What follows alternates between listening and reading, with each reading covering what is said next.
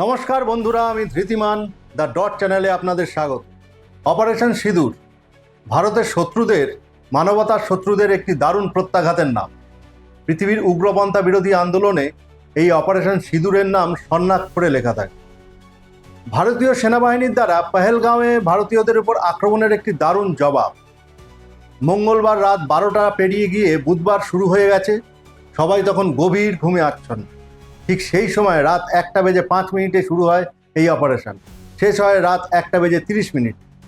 মাত্র 25 মিনিটের মধ্যে এই অপারেশন 24টি ক্ষেপণাস্ত্র হানে একেবারে নিখুঁত 9টি লক্ষ্যে গিয়ে আঘাত করে। এর ফলে মারা যায় 80 জন উগ্রপন্থী। উড়িয়ে দেওয়া হয় ভারতের মাথা ব্যথার কারণ 3টি উগ্রপন্থী সংস্থা জৈশ ই মোহাম্মদ, হিজবুল মুজাহিদিন ও লস্কর এ তৈবার হেডকোয়ার্টার থেকে শুরু করে বিভিন্ন ট্রেনিং সেন্টার ও লঞ্চ প্যাডগুলি। এই জবাবটার জন্য পুরো দেশ অপেক্ষা করছিল। দেশের বহু জায়গায় মানুষ রাস্তায় নেমে আনন্দ করতে দেখা যায়। नासिर जी, आज सभी जो ऑर्गेनाइजेशंस हैं वो यहाँ पे आई हैं। यहाँ पे आने का मकसद क्या है और ऑपरेशन सिंदूर की जो कामयाबी है उस पर क्या कहना चाहेंगे? देखिए, सबसे पहले तो पूरे भारत देश को ये कहना चाहूँगा कि जस्टिस इज सर्व टुडे। जो 22 रन पहलगाम में हादसा हुआ था, जहाँ पे 26 लोगों की, मासूम लोगों की जानें ली गई थी, उन सारे शहीदों के घर वाले आज बड़ा ही फ़ख्र महसूस कर रहे होंगे, क्योंकि बहुत ही कम वक्त में हमारे नेशन ने बदला भी लिया और उन सारे टेररिस्ट इंफ्रास्ट्रक्चर को डिस्ट्रॉय भी कर दिया, जहाँ पर इन सारे यंगस्टर्स की आइडियोलॉजी को चेंज किया जाता था और उनको कुछ इस कदर तैयार किया जाता था कि वो बिना किसी मजहब को देखे ऐसे आतंकवाद को फैलाते थे। एक और इम्पॉर्टेंट चीज़ ये भी कहना चाहेंगे कि आज हम घंटाघर श्रीनगर में खड़े हैं, जहाँ से हम एक स्ट्रॉन्ग रूटेड मैसेज पूरी दुनिया को ये देते हैं कि जम्मू कश्मीर पहले भी आतंकवाद के खिलाफ खड़ा रहता था, आज भी आतंकवाद के खिलाफ खड़ा है। ऑलरेडी जम्मू कश्मीर ने 30-40 साल से बहुत चीज़ें फेस की हैं, जो टेररिज्म की वजह से यहाँ के आम शहरी, आम रहने वाले लोगों को, आवाम को फेस करनी पड़ती थी। लेकिन आज ऑपरेशन सिंदूर जो कंडक्ट हुआ है, उससे हमारी नेबरिंग कंट्री को ये अंडरस्टैंड करना चाहिए कि they have no role in Jammu and Kashmir. Jammu and Kashmir is an integral part of India. लोग यहाँ के हमारे नेशन के साथ खुश हैं, हमारे नेशन के साथ डेवलप कर रहे हैं, अपनी रोजी रोटी कमा रहे हैं, अपने फैमिलीज़ के साथ खुश रह रहे हैं। लेकिन आज भी शायद न जाने किस ख्याल में हमारी नेबरिंग कंट्री पाकिस्तान जी रही है कि शायद वो जम्मू कश्मीर पे कब्जा कर लें। उनको चाहिए कि वो इस भूल ख्याल से बाहर आएँ और वो अपने कंट्री पे ध्यान दें, जहाँ पे उनकी कंट्री की जो हालत है वो ऑलरेडी बहुत बुरी हालत है। ऑपरेशन सिंदूर की कामयाबी को लेकर आप जम्मू कश्मीर के सभी लोग खुश हैं? बिल्कुल खुश हैं। आप देखें आज घंटाघर पे यहाँ पे कितने यंगस्टर्स एक साथ जमा हुए हैं। ये जो ऑपरेशन सिंदूर कंडक्ट किया गया है, ऐसे कई ऑपरेशन हैं जो इन द पास्ट भी हमने देखे हैं, किए हैं, लेकिन हमारी नेबरिंग कंट्री उसके बावजूद भी सुधर नहीं रही थी। लेकिन आज हम ये कहेंगे कि जितने भी टेररिस्ट इंफ्रास्ट्रक्चर्स को डिस्ट्रॉय किया गया है, उससे वाकई में उनकी कमर टूट चुकी होगी और उनको ये एहसास हुआ होगा कि this is not the solution. किसी भी चीज़ को अगर आप डिस्कस करें तो एक डायलॉग होना चाहिए, उसके बिना जब आप हथियार का रास्ता लेते हैं तो उसका अंजाम बहुत बुरा होता है। और आज हमारे देश ने, हमारे ऑनरेबल पीएम ने, हमारे ऑनरेबल एचएम ने ये साबित कर दिया कि जस्टिस कितनी जल्दी लिया जाता है और आज वो जस्टिस देख के न सिर्फ जम्मू कश्मीर बल्कि पूरा भारत देश कॉन्ग्रेचुलेट भी कर रहा है। जो विक्टिम्स हैं उन्हें आज इंसाफ मिला? बिल्कुल इंसाफ मिला। न सिर्फ उन विक्टिम्स को इंसाफ मिला बल्कि पूरे भारत देश को एक इंसाफ मिला है, क्योंकि इस आतंकवाद ने पूरे नेशन को परेशान करके रखा था। और मैं बार बार यही कहना चाहूँगा कि Pakistan should look into their own matters. Pakistan should look into their country. They should not interfere in Jammu and Kashmir because they have no role in Jammu and Kashmir.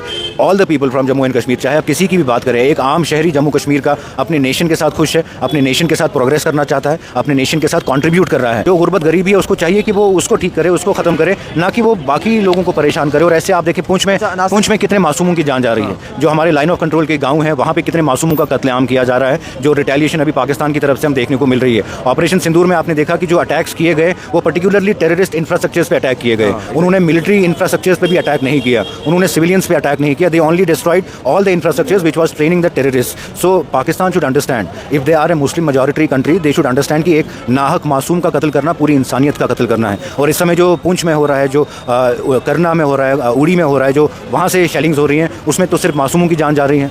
Tourist आपको क्या लग रहा है कश्मीर में आ रहा है सर, ये बाइसन अटैक के बाद से कैसे देखते हैं आप? देखिए, टूरिस्ट बहुत कम आ रहे हैं, लेकिन टूरिस्ट आने चाहिए। जो आइडियोलॉजी टेररिज्म की थी, वो आइडियोलॉजी ये थी कि इस हमले के बाद वो एक कम्युनल राइट्स इंडिया में क्रिएट करें, पैनिक क्रिएट करें और एक कम्युनल डिस्टर्बेंस क्रिएट करें। लेकिन जितने भी हम इस वक्त सोशल मीडिया पे देख रहे हैं या मीडिया पे देख रहे हैं, the entire nation is supporting Jammu and Kashmir and they are planning to visit Kashmir valley, particularly to all these tourist destinations. हमें उम्मीद है कि आने वाले महीने में अमरनाथ यात्रा भी शुरू होने वाली है, जिसमें पूरे भारत देश के लोग बढ़ चढ़ कर हिस्सा लेंगे। और वो जब शुरू होगा, जब यात्री यहाँ आना शुरू करेंगे, तो उससे पूरी दुनिया को एक वाकई में स्ट्रॉन्ग रूटेड মেসেজ भेजा जाएगा कि हम इसके सामने कभी झुक नहीं सकते। বিদেশ সচিব বিক্রম মিস্ত্রি এই অপারেশনের পরে সাংবাদিক সম্মেলনে বলেন, ভারতের উপর উগ্রপন্থী হামলা কাশ্মীরকে অর্থনৈতিকভাবে পিছিয়ে দেওয়ার জন্য হয়েছিল, কারণ বর্তমানে কাশ্মীরের ট্যুরিজম বিজনেস খুব ভালো চলছিল। তিনি আরও বলেন, পাকিস্তান বরাবরই উগ্রপন্থীদের সমর্থক দেশ। বহু উগ্রপন্থীকে সেই দেশে লুকিয়ে রাখার পুরনো ইতিহাস আমরা জানি। সেই সমস্ত উগ্রপন্থীদের বিষয়ে পাকিস্তানকে বললেও তারা কোনো ব্যবস্থা নেয় না। ये हमला स्पष्ट रूप से जम्मू और कश्मीर में बहाल हो रही सामान्य स्थिति को बाधित करने के उद्देश्य से किया गया था। चूंकि पर्यटन फिर से अर्थव्यवस्था का मुख्य आधार बन रहा था, इस हमले का मुख्य उद्देश्य इसे प्रतिकूल रूप से प्रभावित करना था। पिछले वर्ष आप सभी जानते हैं 2.25 करोड़ से अधिक पर्यटक कश्मीर आए थे। इस हमले का मुख्य उद्देश्य इसलिए संभवतः यह था कि इस संघ राज्य क्षेत्र में विकास और प्रगति को नुकसान पहुंचाकर इसे पिछड़ा बनाए रखा जाए और पाकिस्तान से लगातार होने वाले सीमा पार आतंकवाद के लिए उपजाऊ जमीन बनाने में सहायता की जाए। हमले का यह तरीका जम्मू और कश्मीर और शेष राष्ट्र दोनों में सांप्रदायिक दंगे भड़काने के उद्देश्य से भी प्रेरित था। इसका श्रेय सरकार और भारत के सभी नागरिकों को दिया जाना चाहिए कि इन प्रयासों को विफल कर दिया गया। एक समूह ने खुद को रेजिस्टेंस फ्रंट TRF कहते हुए इस हमले की जिम्मेदारी ली है। यह समूह संयुक्त राष्ट्र द्वारा प्रतिबंधित पाकिस्तानी आतंकवादी समूह लश्कर-ए-तैयबा से जुड़ा हुआ है। यह उल्लेखनीय है कि भारत ने मई और नवंबर 2024 में संयुक्त राष्ट्र की 1267 कमेटी की सैंक्शंस मॉनिटरिंग टीम को अर्धवार्षिक रिपोर्ट प्रस्तुत की थी, जिसमें TRF के बारे में साफ इनपुट दिए गए थे। इससे पाकिस्तान स्थित आतंकवादी समूहों के लिए कवर के रूप में TRF की भूमिका सामने आई थी। इससे पहले भी दिसंबर 2023 में भारत ने इस टीम को लश्कर-ए-तैयबा और जैश-ए-मोहम्मद के बारे में सूचित किया था, जो TRF जैसे छोटे आतंकवादी समूहों के माध्यम से अपनी गतिविधियों को संचालित कर रहे हैं।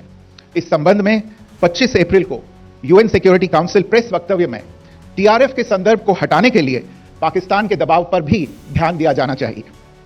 पहलगाम आतंकवादी हमले की जांच से पाकिस्तान के साथ आतंकवादियों के संपर्क उजागर हुए हैं। रेजिस्टेंस फ्रंट द्वारा किए गए दावे और लश्कर-ए-तैयबा से ज्ञात सोशल मीडिया हैंडल द्वारा इसको रीपोस्ट किया जाना इसकी पुष्टि करता है। चश्मदीद गवाहों और विभिन्न जांच एजेंसियों को उपलब्ध अन्य सूचनाओं के आधार पर हमलावरों की पहचान भी हुई है। हमारी इंटेलिजेंस ने इस टीम के योजनाकारों और उनके समर्थकों की जानकारी जुटाई है। इस हमले की रूपरेखा भारत में सीमा पार आतंकवाद को अंजाम देने के पाकिस्तान के लंबे ट्रैक रिकॉर्ड से भी जुड़ी हुई है, जिसके लिखित और स्पष्ट दस्तावेज उपलब्ध हैं। पाकिस्तान दुनिया भर में आतंकवादियों के लिए एक शरण स्थल के रूप में पहचान बना चुका है। यहां अंतर्राष्ट्रीय स्तर पर प्रतिबंधित आतंकवादी सजा पाने से बचे रहते हैं। इसके अलावा पाकिस्तान ने इस मुद्दे पर विश्व और फाइनेंशियल एक्शन टास्क फोर्स जैसे अंतर्राष्ट्रीय मंचों को जानबूझकर गुमराह करने के लिए भी जाना जाता है। साजिद मीर का मामला, जिसमें इस आतंकवादी को पाकिस्तान ने मृत घोषित कर दिया था और फिर अंतर्राष्ट्रीय दबाव के परिणाम स्वरूप वो जीवित पाया गया, इसका सबसे स्पष्ट उदाहरण है। यह स्वाभाविक है कि पहलगाम में हुए इस हमले से जम्मू और कश्मीर के साथ साथ भारत के अन्य भागों में भी आक्रोश देखा गया। हमलों के बाद भारत सरकार ने स्वाभाविक रूप से पाकिस्तान के साथ संबंधों को लेकर कुछ कदम उठाए। आप सभी उन निर्णयों से अवगत हैं जिसकी घोषणा 23 अप्रैल को की गई थी। तथापि यह आवश्यक समझा गया कि 22 अप्रैल के हमले के अपराधियों और उनके योजनाकारों को न्याय के कटघरे में लाया जाए। हमलों के एक पखवाड़े के बाद भी पाकिस्तान द्वारा अपने क्षेत्र या अपने नियंत्रण वाले क्षेत्रों में आतंकवादियों की इंफ्रास्ट्रक्चर के विरुद्ध कार्रवाई करने के लिए कोई स्पष्ट कदम नहीं उठाया गया है। उल्टे वो इनकार करने और आरोप लगाने में ही लिप्त रहा है। पाकिस्तान आधारित आतंकवादी मॉड्यूल्स पर हमारी खुफिया निगरानी ने संकेत दिया है कि भारत के विरुद्ध आगे भी हमले हो सकते हैं। अतः इनको रोकना और इनसे निपटना दोनों को बेहद आवश्यक समझा गया। आज सुबह, जैसा कि आपको ज्ञात होगा, भारत ने इस तरह के सीमा पार हमलों का जवाब देने और उन्हें रोकने तथा उनका प्रतिरोध करने के अपने अधिकार का प्रयोग किया है। यह कार्यवाही नपीतुली, नॉन एस्केलेटरी, आनुपातिक और जिम्मेदारीपूर्ण है। यह आतंकवाद की इंफ्रास्ट्रक्चर को समाप्त करने और भारत में भेजे जाने वाले संभावित आतंकवादियों को अक्षम बनाने पर केंद्रित है।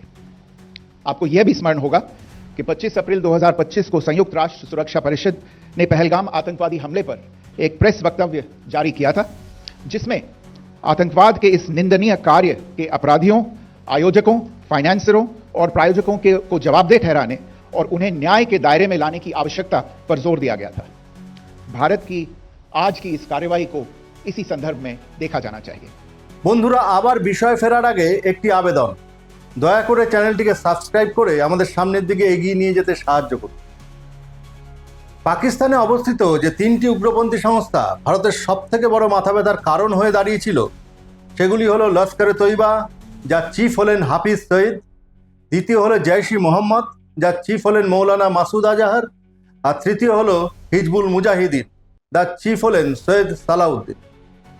পেহেলগাঁও হামলার পরে এই হামলার দায় স্বীকার করে নেয় টিআরএফ। টিআরএফ হলো লস্করে তৈবার একটি শাখা সংগঠন। সুতরাং ভারতের গুপ্তচর সংস্থাগুলি নিশ্চিত হয়ে গেছিল যে এই হামলার পেছনে হাফিজ সঈদের হাত রয়েছে। কিন্তু এইবার ভারত ঠিক করে নেয় যে শুধু লস্করে তৈবা নয়, যে 3টি উগ্রপন্থী সংস্থা ভারতের মাথা ব্যথার কারণ হয়ে দাঁড়িয়েছে প্রত্যেকের বিরুদ্ধেই ব্যবস্থা নেওয়া হবে। ফলে এই 3টি উগ্রপন্থী সংস্থার মোট 9টি ক্যাম্পকে ভারত টার্গেট করে। তার মধ্যে 4টি ছিল জৈশ-ই মোহাম্মদের, 3টি ছিল লস্করে তৈবার আর 2টি ছিল হিজবুল মুজাহিদিন। পেহেলগাঁও হামলার পর 14 দিন ধরে ভারতীয় গোয়েন্দা সংস্থাগুলি এই ক্যাম্পগুলোর অবস্থান নির্দিষ্ট করার পর মঙ্গলবার রাত 1টা 5 থেকে 1টা 30-এর মধ্যে একেবারে নির্ভুল লক্ষ্যে আঘাত হানে। এই আক্রমণের সময় ভারত কখনোই পাকিস্তানের আকাশ সীমায় ঢোকেনি। দূর থেকে মিসাইলের মাধ্যমে পুরো অপারেশনটা সংগঠিত হয়। এর মধ্যে মুরিদকে বা বাহওয়ালপুর জায়গাগুলি পিওকেতে নয়, একেবারে পাকিস্তানের মধ্যে অবস্থিত। ফলে এই জায়গাগুলো ছিল উগ্রপন্থীদের জন্য অত্যন্ত নিশ্চিন্ত থাকার জায়গা। পাকিস্তান বা উগ্রপন্থীরা কেউ কখনো ভাবতেও পারেনি যে ভারত এই জায়গাগুলোতে আক্রমণ করতে পারে। এই পুরো ঘটনায় আফসোসের বিষয় হলো এই হামলার পরেও হাফিজ সঈদ, মৌলানা মাসুদ আজাহার ও সৈয়দ সালাউদ্দিন নিয়ে কোনো খবর নেই। তবে বাহওয়ালপুরের স্টেডিয়াম থেকে 14 জনের একটি জানাজা বেরোয়। এই 14 জন অপারেশন সিঁদুরে মারা গিয়েছিল বলে জানা গিয়েছে। এর আগে উর্দুতে একটি প্রেস রিলিজ বের হয়, তার নিচে কারোর নাম ছিল না। কিন্তু প্রেস রিলিজে বার করা ব্যক্তি বলেছেন নিহতদের মধ্যে রয়েছে তার বড় বোন ও তার স্বামী, এক ভাগ্নে ও তার স্ত্রী, আরেক ভাগ্নি এবং পরিবারের 5 সন্তান। আরও রয়েছে তার এক ঘনিষ্ঠ সহযোগী এবং তার মা ও আরও 2 ঘনিষ্ঠ সহযোগী। একই সাথে এই ব্যক্তি আরও বলেছেন, আফসোস নেই, হতাশ নই, বরং আমার মনে বারবার এই কথাই আসছে যে আমিও যদি এই 14 সদস্যের সঙ্গে জান্নাতের যাত্রায় যোগ দিতে পারতাম। আর শেষে বলা ছিল এই 14 জনের জানাজা বিকেল 4টের সময় বাহওয়ালপুর স্টেডিয়াম থেকে বেরোবে। এবং দেখা যায় এই প্রেস রিলিজের সাথে মিল রেখেই এই জানাজা বের হয় সঠিক সময়। এই জানাজায় বিভিন্ন সেনা অফিসার এবং রাজনৈতিক নেতাদের অংশগ্রহণ করতে দেখা যায়। কোনো সাধারণ মানুষের জানাজায় সেনা অফিসার বা রাজনৈতিক নেতাদের আসার কথা নয়। আর এখান থেকেই আন্দাজ করা হচ্ছে যে এই প্রেস রিলিজটি আসলে মৌলানা মাসুদ আজাহারের। অপারেশন সিঁদুরে তার পুরো পরিবার শেষ হয়ে গিয়েছে। বন্ধুরা, পেহেলগাঁও হামলায় উগ্রপন্থীরা বেছে বেছে হিন্দু পুরুষদের মারার মধ্যে দুরকম উদ্দেশ্য ছিল। এক, হিন্দু পুরুষদের মারার ফলে তাদের স্ত্রীরা বিধবা হবে আর এই বৈধব্যের যন্ত্রণা নিয়ে তাদের সারা জীবন কাটাতে হবে, যা সবার চোখের সামনে হয়ে থাকবে একটা দৃষ্টান্ত। 2, বেছে বেছে হিন্দুদের মারার ফলে দেশের মধ্যে হিন্দু মুসলমান সাম্প্রদায়িক দাঙ্গা লাগানো যাবে। অপারেশনের নাম সিঁদুর রেখে হিন্দু মহিলাদের বিধবা বানানোর জবাব দেওয়া হয়েছে। সাথে এই অপারেশনের সাংবাদিক সম্মেলনে 2 জন মহিলা আর্মি অফিসার, একজন কর্নেল সোফিয়া কুরেশি, আরেকজন ফিল্ড মার্শাল ভূমিকা সিংকে দিয়ে করিয়ে একাধারে দেশের মধ্যে হিন্দু মুসলমান সাম্প্রতিক ছবি যেমন তুলে ধরা হয়েছে, তার সাথে মহিলাদেরকে কেন্দ্র করে যে চক্রান্ত করেছিল উগ্রপন্থীরা, 2 মহিলা অফিসারকে সামনে রেখে সাংবাদিক সম্মেলন করে সেই ঘৃণ্য চক্রান্তের জবাবও খুব ভালো করে দেওয়া হয়েছে। ভারতীয় সেনাকে নিয়ে আমরা সবাই সবসময় গর্বিত। সেনার সক্ষমতা নিয়ে আমাদের কোনো প্রশ্নই নেই। তবে আরও একজনকে এই কৃতিত্ব না দিলেই নয়, তিনি হলেন আমাদের প্রধানমন্ত্রী নরেন্দ্র মোদী। পেহেলগাঁওতে উগ্রপন্থীরা যে হত্যালীলা চালিয়েছিল এবং সেখানে কোনো রকম নিরাপত্তা ব্যবস্থা না থাকার যে অভিযোগ, ভারতীয় গুপ্তচররা উগ্রপন্থীদের এমন একটি পরিকল্পনার কথা আগে থেকে আঁচ করতে না পারার যে ব্যর্থতা, সেই প্রশ্নগুলো তো থাকবেই মোদিজির প্রতি। কিন্তু জবাবটা যা সুন্দর দিলেন মাননীয় প্রধানমন্ত্রী অপারেশন সিঁদুরের নামে, তার জন্য বলবো সাবাস মোদি। আরও একটি বিষয়ের জন্য ওনাকে ধন্যবাদ। এর আগে এরকম কোনো কিছু ঘটলে সবার আগে মোদিজি চলে আসতেন টিভির সামনে পুরো কৃতিত্বটা নেবার জন্য। কিন্তু এবার দেখলাম মোদিজি এখনো অবধি এলেন না, বরং 2 ভারতীয় সেনা মহিলা অফিসারকে সামনে এনে সাংবাদিক সম্মেলন করালেন। মনে হচ্ছে ধীরে ধীরে মোদিজি একটি গণতান্ত্রিক দেশের শাসকের ভূমিকাটি শিখে নিচ্ছেন। सुप्रभात देवियों और सज्जनों, मैं कर्नल सोफिया कुरैशी और मेरे साथ विंग कमांडर व्योमिका सिंह आज आपको 6 से 7 मई 2025 की रात 1:05 से 1:30 बजे के बीच भारतीय सशस्त्र बलों द्वारा अंजाम दिए गए ऑपरेशन सिंदूर के बारे में जानकारी देंगे। ऑपरेशन सिंदूर 22 अप्रैल को पहलगाम में हुए विभत्स आतंकवादी हमले के शिकार मासूम नागरिकों व उनके परिवारों को न्याय देने के लिए लॉन्च किया गया था। इस कार्रवाई में 9 टेररिस्ट कैंप्स को टारगेट किया गया और पूरी तरह से इसे बर्बाद किया गया। पाकिस्तान में पिछले 3 दशकों से टेरर इंफ्रास्ट्रक्चर का निर्माण हो रहा है। इसमें recruitment, indoctrination centres, training areas व लॉन्च पैड शामिल थे, जो पाकिस्तान और पाक अधिकृत जम्मू कश्मीर POJK दोनों में फैले हैं। Operation Sindoor was launched by Indian Armed Forces to deliver justice to the victims of Pahalgam terror attack and their families. 9 terrorist camps were targeted and successfully destroyed. Over the last 3 decades, Pakistan has systematically terror infrastructure. It is a complex web of recruitment and indoctrination centers, training areas for initial and refresher courses, and launch pads for handlers. These camps are located both in Pakistan as well as Pakistan-occupied Jammu and Kashmir areas. Some of the well-known training camps are located, as you can see on the screen. They are distributed from Savai Nala in the north, counting to approximately 21, ending at Bhagalpur to the south. इन लक्ष्यों का चयन विश्वसनीय intelligence सूचनाओं के आधार पर हुआ ताकि आतंक गतिविधियों की रीढ़ तोड़ी जा सके, और यह खास ध्यान दिया गया कि निर्दोष नागरिकों और सिविलियन इंस्टॉलेशन को नुकसान न पहुंचे। The selection of these targets for Operation Sindoor was based on credible intelligence inputs and role of these facilities in perpetrating the terror activities. The locations were so selected to avoid damage to civilian infrastructures and loss of any civilian lives.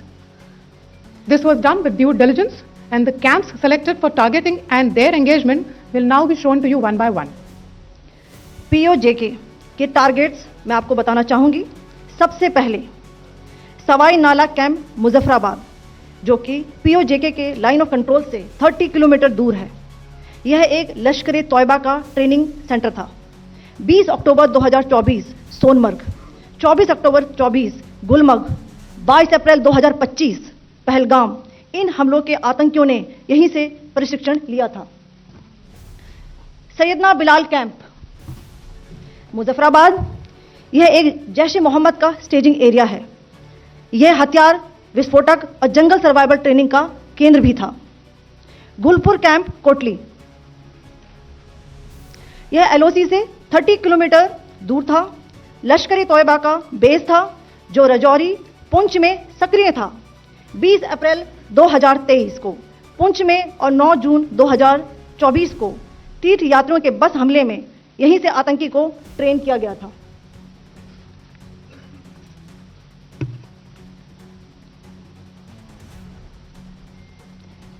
Barnala camp Bhimber, यह LOC से 9 kilometre दूर है। यहां पर हथियार, handling, IED व जंगल survival का प्रशिक्षण केंद्र था। अब्बास कैंप कोटली,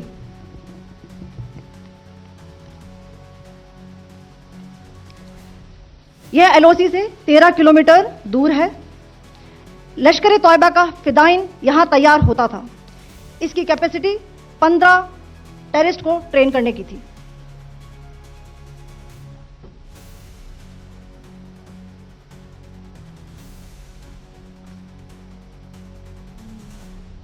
अब मैं पाकिस्तान के अंदर के टारगेट से अवगत कराना चाहूंगी। पहला, सर्जल कैंप सियालकोट, यह अंतर्राष्ट्रीय सीमा से 6 किलोमीटर की दूरी पर है, सांबा कठुआ के सामने।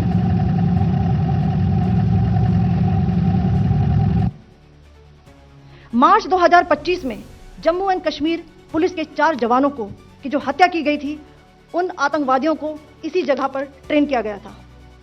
दूसरा, महमूना जाया कैंप सियालकोट, यह 18 से 12 किलोमीटर IB से दूर था। हिजबुल मुजाहिदीन का बहुत बड़ा कैंप था। यह कठुआ जम्मू क्षेत्र में आतंक फैलाने का नियंत्रण केंद्र था। पठानकोट एयरफोर्स बेस पर किया गया हमला भी इसी कैंप से प्लान और डायरेक्ट किया गया था। मरकज ताइबा मुरीद के। यह आईबी से 18 से 25 किलोमीटर दूरी पर है। 2008 के मुंबई हमले के आतंकी भी यहीं से प्रशिक्षित हुए थे। अजमल कसब व डेविड हेडली भी यहां ट्रेन हुए थे।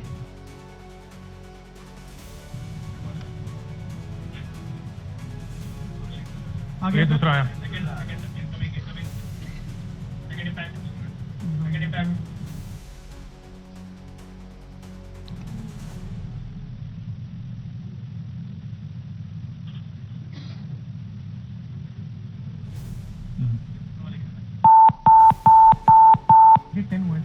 टारगेट 10 हुआ, एंक्लोजर सेम ही है। It is hit the target. हाँ हाँ।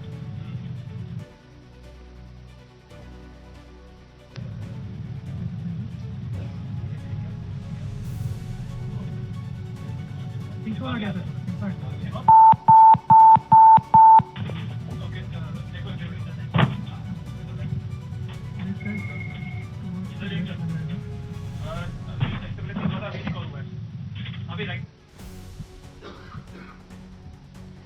मरकज सुभान अल्लाह भावलपुर, यह इंटरनेशनल बाउंड्री से 100 किलोमीटर दूर है। जैश ए मोहम्मद का मुख्यालय था। यहां पर रिक्रूटमेंट, ट्रेनिंग व इंडॉक्ट्रिनेशन का केंद्र भी था। शीर्ष आतंकी अक्सर यहां आते थे। मैं आप सबको बताना चाहती हूं कि किसी भी सैन्य ठिकाने का निशाना नहीं बनाया गया और अभी तक किसी तरह की नागरिक क्षति की रिपोर्ट नहीं है। धन्यवाद। जय हिंद। বন্ধুরা, শেষে এসে দুটো কথা বলতে চাই। এক, পাকিস্তান যে আসলেই উগ্রপন্থীদের সমর্থন করে তার অন্যতম প্রমাণ হলো ভারতের আক্রমণের ফলে যে সমস্ত উগ্রপন্থীরা মারা গেছে তাদের জানাজায় দেখা যাচ্ছে প্রচুর পরিমাণে সেনাবাহিনীর লোকজন উপস্থিত হয়েছে এবং কফিনগুলি পাকিস্তানি জাতীয় পতাকায় মোড়া, অর্থাৎ এদেরকে জাতীয় বীর হিসেবে দেখানো হচ্ছে। 2022 সাল অবধি ভারতের স্থলসেনার প্রধান ছিলেন মনোজ নারভানে। উনি ওনার এক্স হ্যান্ডেলে পোস্ট করেছেন अभी पिक्चर बाकी है। এর মানে কি অপারেশন সিঁদুর কি এখনো শেষ হয়নি? ভারতের তালিকায় কি আরও পাকিস্তানি জঙ্গি শিবির রয়েছে যেগুলি আক্রমণ হতে পারে? বন্ধুরা, আমাদের কাছে যে খবর আছে তাতে ভারতীয় গুপ্তচর সংস্থা র ভারতীয় সেনাবাহিনীর হাতে মোট 21টি জঙ্গি আস্তানার খবর দিয়েছিল। তার মধ্যে সেনা ধ্বংস করেছে 9টা, এখনও বাকি আছে 12টা। সেনাও বলছে অপারেশন সিঁদুর এখনও চলছে। কেমন লাগলো বন্ধুরা আজকে আমাদের এই প্রতিবেদন? আপনাদের মতামত কমেন্টসের মাধ্যমে আমাদের জানান। ভালো লাগলে প্রতিবেদনটি লাইক ও শেয়ার করুন, চ্যানেলটি সাবস্ক্রাইব করুন, জয়েন বাটনে ক্লিক করে আমাদের সামনের দিকে এগিয়ে যেতে সাহায্য করুন। আজকের মতন বিদায়।